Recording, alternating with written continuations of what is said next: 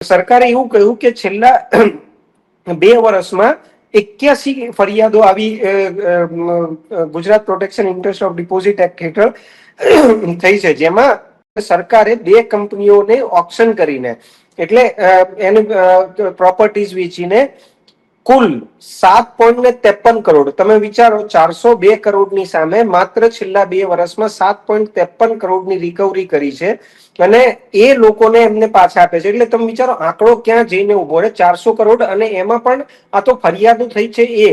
કારણ કે આપણે જોયું 2024માં ભૂપેન્દ્ર ઝાલાનું જે સ્કેમ આખું થયું એ હજી સુધી ચાલે છે. હમણાં એમને સુપ્રીમ કોર્ટથી જમાનત મળી છે અને એમાં એમને રોકાણકારોને પૈસા પાછા આપવાની શરતે એમને જામીન મળી છે. એના પછી તમે જો હાલમાં જ હમણાં રાજકોટમાં એક આખું ક્રિપ્ટોનું સ્કેમ થયું, એ 300 કરોડનું છે. એટલે વારે ઘડીએ આવી પોન્ઝી સ્કીમોને એમાં છે ને લોકોના પૈસા ફસાતા જાય છે અને સામે જે રિકવરી છે તમે જુઓ એ ખૂબ લો લેવલની છે. એટલે ક્યાંક જે આપણું વ્યવસ્થા તંત્ર છે, સરકાર છે, કે જે રિકવરીની પ્રક્રિયા છે ખૂબ ઓછી છે.